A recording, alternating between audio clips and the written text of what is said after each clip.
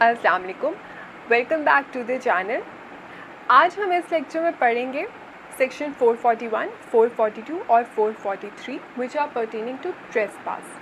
तो पहले देखते हैं हम 441 which is criminal trespass. Let's see how it reads.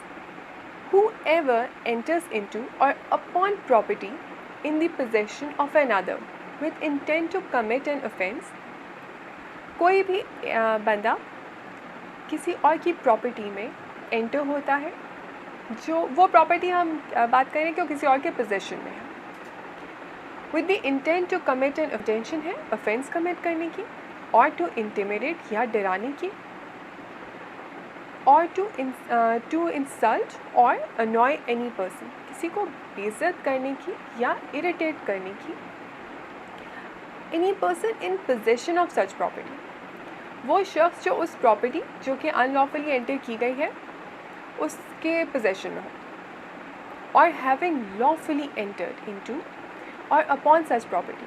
अब हम बात करें कि अगर लॉफुली एंटर किया जाए, फिर unlawfully remains there with intent thereby to intimidate. अच्छा, ये इंपॉर्टेंट है, वो लॉफुली एंटर हुआ है लेकिन वो अब अनलॉफुली वहाँ पे ठहर रहा है, और इंटेंशन क्या है उसकी? टू इंटिमिडेट, इंसल्ट और अनॉय एनी सर्च पर्सन।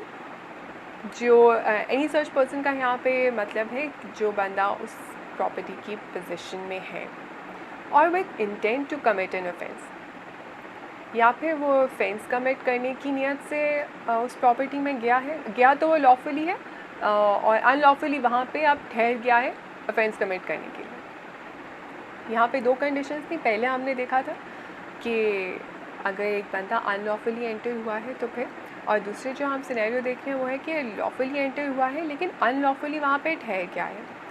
तो दोनों ही सूरतों में उसकी जो इंटेंशन है वो यही है कि या तो ऑफेंस कमिट करना है, इंटिमिडेट करना है, इंसल्ट करना है या अनॉय करना है any person in possession of such property. तो ऐसे एक्ट को हम कहते हैं क्रिमिनल ट्रेसपास। ट्रेसपास को समझते हैं कि ट्रेसपास क्या होता है एग्जैक्टली। अगर उसकी समझ नहीं आए तो ट्रेसपास होता है unlawful interference with one's person, property और right.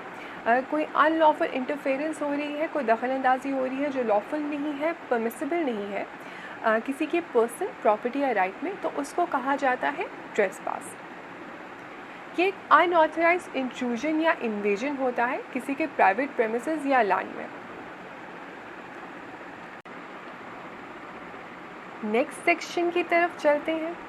442 house trespass. Whoever commits criminal trespass। अब हम देख रहे हैं कि हाउस ट्रेसपास क्या है। कोई शख्स जो क्रिमिनल ट्रेसपास, जो हमने अभी लास्ट सेक्शन में पढ़ा है, which is unlawfully entering into someone's property with an intention to commit a crime, commit an offence, और या फिर lawfully entering and unlawfully remaining there. अब अगर इसी तरह का offence criminal trespass by entering into और remaining in any building, tent और वेसल। अब यहाँ पे स्पेसिफाई कर दिया गया है कि वो जो प्रॉपर्टी है जिसमें क्रिमिनल ट्रेसपास किया जा रहा है वो है बिल्डिंग, टेंट और vessel used as a human dwelling. जो ह्यूमन ड्वेलिंग का मतलब है जहाँ पे इंसान रह रहे हों, और any building used as a place for worship. अब या तो वो इंसानों के रहने की जगह हो या फिर वो प्लेस फॉर वर्शिप हो, वहाँ पे इबादत की जाती हो, और as a place for the custody of property, या फिर वहाँ पे प्रॉपर्टी की कस्टडी प्रॉपर्टी की कस्टडी की जाती हो, प्रॉपर्टी रखी जाती हो उस प्लेस पे, is said to commit house trespass. अब ये जो एक्ट है ये हाउस ट्रेसपास कहलाएगा। एक्सप्लेनेशन है नीचे। The introduction of any part of the criminal trespasser's body is entering sufficient to constitute house trespass।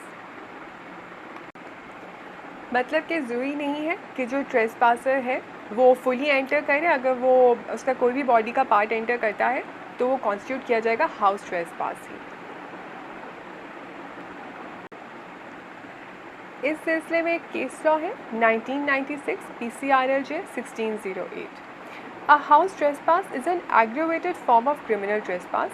मतलब वो एक सिविल फॉर्म है क्रिमिनल ट्रेसपास का, Without getting the purview of the occupant or without a search warrant, no stranger, including police, can enter the house of any person.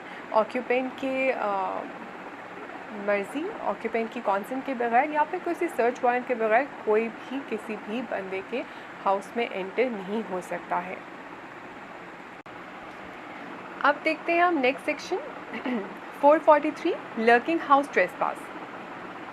Whoever commits house trespass, अब बात हो रही है कि house trespass कोई commit कर रहा है, जो हमने अभी लास्ट सेक्शन में पढ़ा था, having taken precautions to conceal such house trespass.